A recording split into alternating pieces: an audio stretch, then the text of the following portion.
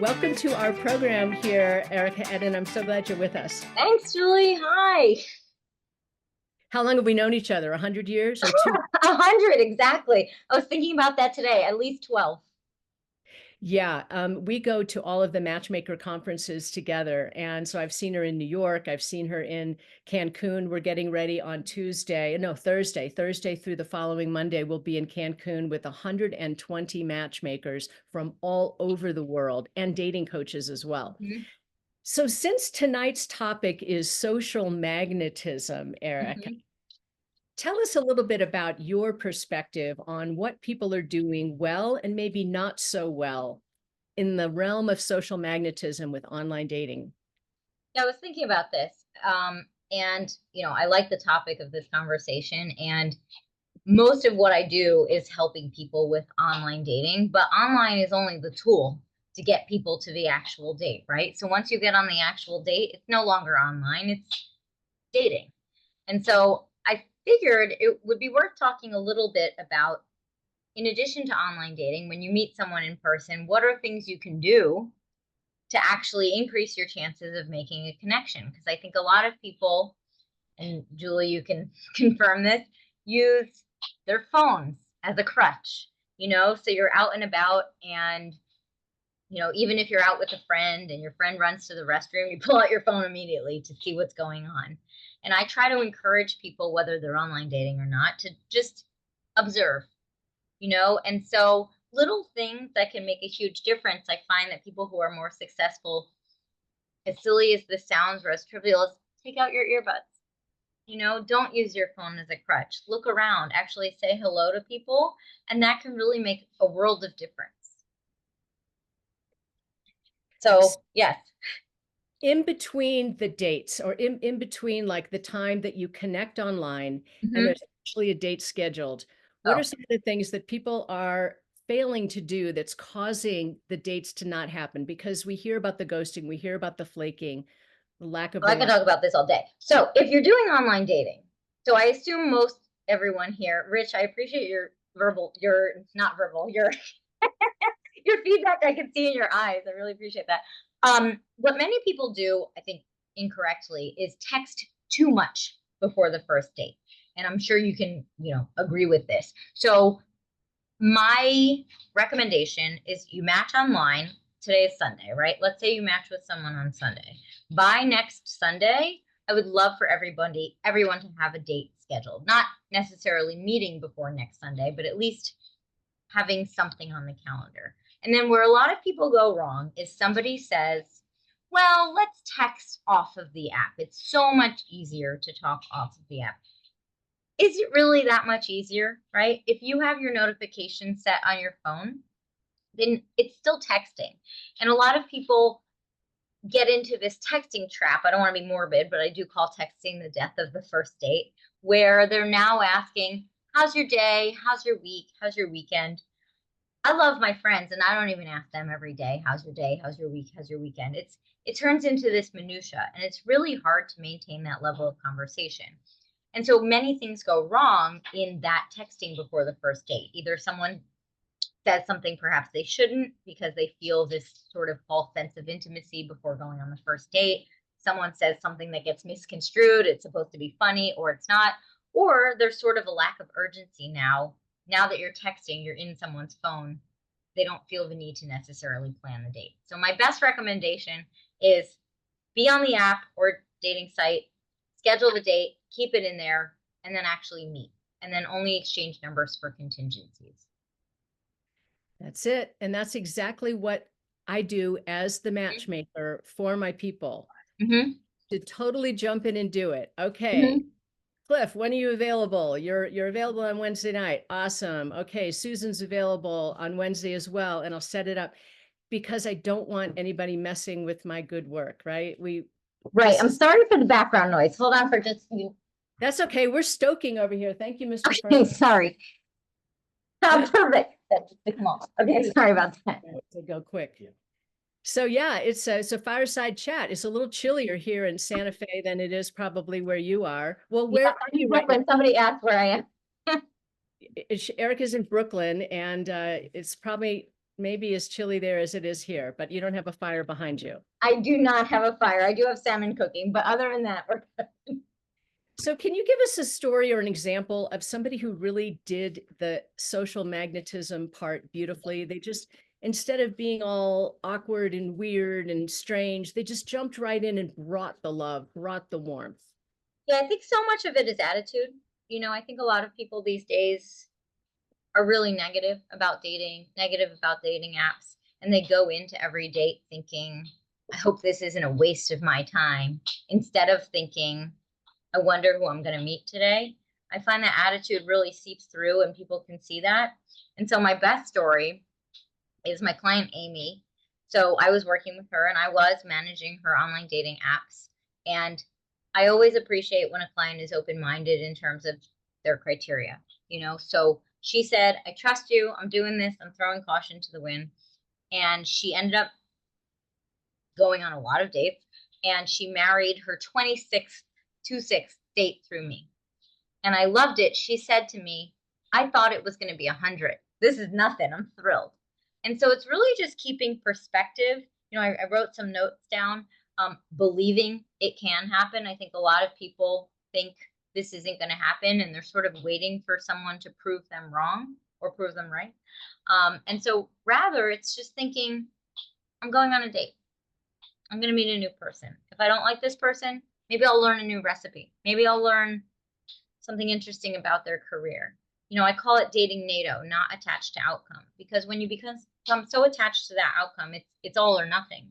Then everything short of meeting that person feels like a failure. But if you go in thinking, this is a new person I'm going to meet, I wonder what could happen, it's a much more positive process. And my client, Amy, had that attitude in mind. And, luckily for everybody, she's very happy with date number 26. Date number 26. Mm-hmm. Well, it's one of those things where I don't want you to be reliant only on the sites and all of this. It is how you interact with people out there in the world. Mm-hmm. And sometimes when we don't, when we're, you're at the post office and you see somebody intriguing, I ask people all the time in my consultations, how are your flirting skills when you see somebody? Well, what do you do, Erika? I don't know at this very moment. Is there a special someone in your life or are you out there dating? Oh, we're all business here. We're not talking about my personal life. Well, you have the gift of gab though. So have there been those Appreciate that. when you're in the post office or you're at the grocery store and you have caused the magic to happen? I'm going to tell you the simplest pickup line. I'm going to tell you the simplest thing. It works. And you'll have to read the room. If someone wants to engage with you, you'll know pretty immediately. All you're going to say is, we haven't met yet. I'm Erika. It's so simple. I don't have secret.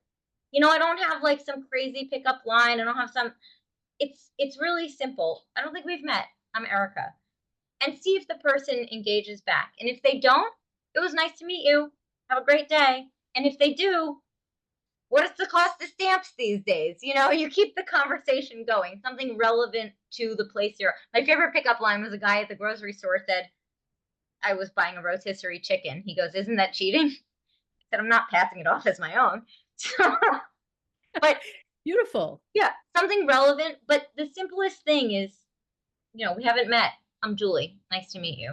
That's it. It doesn't have, it's not rocket. It doesn't have to be the next great American novel. It just has to be something very simple. Most people desire someone approaching them, but they don't know how. So I find that it often does have to be you, and that's okay. You just keep it simple and move on if the person doesn't engage. And if they do, wonderful. I had a colleague early in my career. Her name is Susan Rabin, and she wrote a bunch of books on flirting. And she said that the definition of flirting is actually pretty simple. It's acting amorously without serious intent. I love that. I love that very much. But also, yeah, keep going. Sorry. That flirting is one of three things. It's either asking a question. Where'd you find that rotisserie chicken? I looked everywhere for them. It's making a comment. Oh, the rotisserie chicken, that's cheating, but it smells really good, doesn't it? Or it's making a comment, question, or a compliment. when I'm working with people in my consultations, I'll ask them what's their most comfortable way of flirting. And a lot of people will say compliment. So give us an example of a compliment that you could give somebody at the grocery store, Erika Ettin. Oh my God, you're buying coriander. That's really impressive. I would have no idea what to do with that.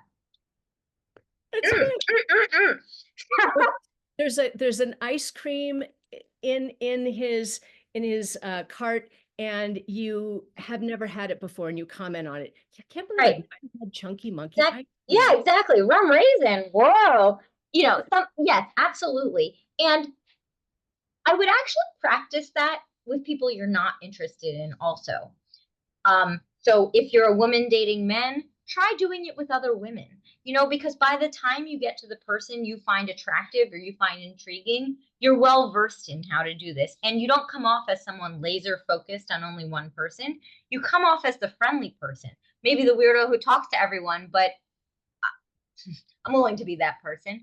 And so I would rather you be that. And again, you do have to have some social awareness to know if someone's not interested in chatting. And just as a person, not even as a dating coach, but as an extrovert, I talk to everybody I see. And I have to decide, I talk to people in elevators. I have to decide, are they engaging with me or are they not? And if they're not, I keep to myself. And with practice, you'll learn who wants to engage too. Yeah, very true. Yeah. Rich, you have a photo of couple number 1400. Okay, we've been keeping track. Gil and I have been keeping track since 1990. And we were actually the very first couple that got married from his dating agency. And then after that, it just kept happening and happening. And I used to keep track on a yellow legal pad. But Oh my gosh. there were two recent ones, and they were really exciting because they were both mitzvah matches. Okay, so Mm-hmm. I got to officiate the wedding for Annie and Mark. And how that one happened was I had one of my parties. The people who go through boot camp get invited to the retreats. And the retreats, I love working with people who are growth oriented. And Mm-hmm. so we had this big conversational quickies dinner party. There were 16 people at a U-shaped table. And Annie noticed Mark. Mark didn't notice Annie.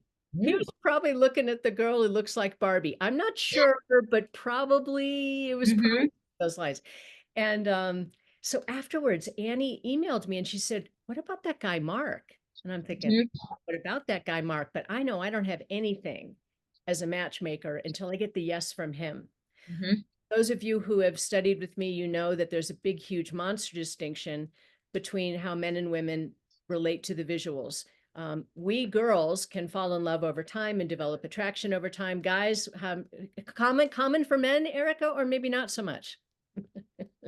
The I develop. mean, I don't think I'm saying anything novel here, but the way I understand men, and I wish I didn't understand them so well, is they're quite binary.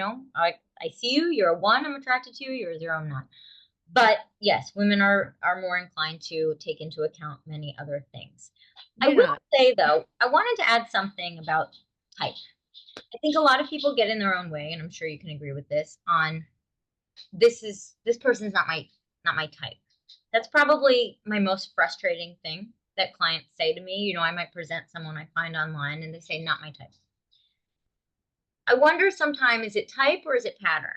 This is not my pattern. Well, maybe it's worth breaking out of that pattern. And as an example, I was on a Zoom coaching session the other day with my client, Melissa, who I really like. And I will say she's receptive to feedback, which I appreciate. And we were swiping on Bumble together. And she goes, "Oh, he has tattoos. It's a no." And I said, "Okay." She's in her 30s in New York. I said, "Look, most people in their 30s in New York have tattoos." She goes, "I don't like it." And I said to her, "Melissa, would you think less of me if I had tattoos?" And she goes, "No." I said, "Well, what's the difference?" Well, and then I got her thinking. I said, "I don't care what you do, but I want you to think about the why behind these choices that you're making very snap judgments on." I do have tattoos. I told her that. And so she at least listened. And it was funny. She went to a speed dating event the next day, and she texted me after, and I appreciate your humility. She said the one guy I really liked had tattoos. And she said, it's the universe. I said, it's not the universe, it's me. I just told you. But I'll take what I can. And I think sometimes we all have a tendency to get in our own way with what is our type. What do we think is the mold of the person we've pictured? Or what do we think we deserve? And when we start breaking out of that, we can actually see people as full people versus just a conglomeration of their statistics or their demographics. And I think that's a beautiful thing. And I try to work with clients. I don't try to change their opinions, but I do encourage them to think about the why behind their choices. And if I can do anything for someone, it's to get them to take a step back and think about it. I love it. Yeah. Brian Howie does the Great Love Debate, and he says, if you've been single for a while, your type isn't working for you. You have no type. Yeah. I love the way you talked about with patterns. Okay. There's a pattern, and the way we've been doing dating hasn't worked yet. So far, it hasn't given us the intended result. So trying things differently is a smart thing. Yeah, because when we're so attracted to that person, we tend to ignore or overlook other things. And when someone isn't necessarily what you thought you wanted, you see them as a full person more. And I think that's better. It's great. So I so appreciate your insights. Those of you who have not yet started following Erika on Instagram, do it. A Little Nudge. Are you on Facebook under A Little Nudge too? Yep. Yeah. Anything, my website's A Little Nudge, Instagram, Facebook. Yep. And if they want to do online dating, but they really don't want to do it themselves, they'd rather somebody do all the work, they can check in with Erika. I had this experience with one of my matchmaking clients, and I thought, I'm dying to know, what is it like to have Erika running the online dating sites for my client? So I was privy to it, and I got to watch all those text messages coming back and forth. I learned so much. My client learned so much about how to cut straight to the date, Yep. So it's just beautiful. I love everything you do. I'm so glad we get to play in Cancun next week. Me Jonathan too. Asley is our second speaker, and he just jumped in. So you can stick around or go have the rest of your I'm going to go eat my salmon. But Julie, thank you for inviting me. It was so lovely. I'm sorry I didn't get to talk to everybody. It was so lovely meeting everyone. And if I can help in any way, by all means, let me know. I do always offer a free 20-minute consult just to chat about how I might be able to help. But yeah, it was an honor. Thank you. Wonderful. Thanks for being here, sweetie. Bye, Julie.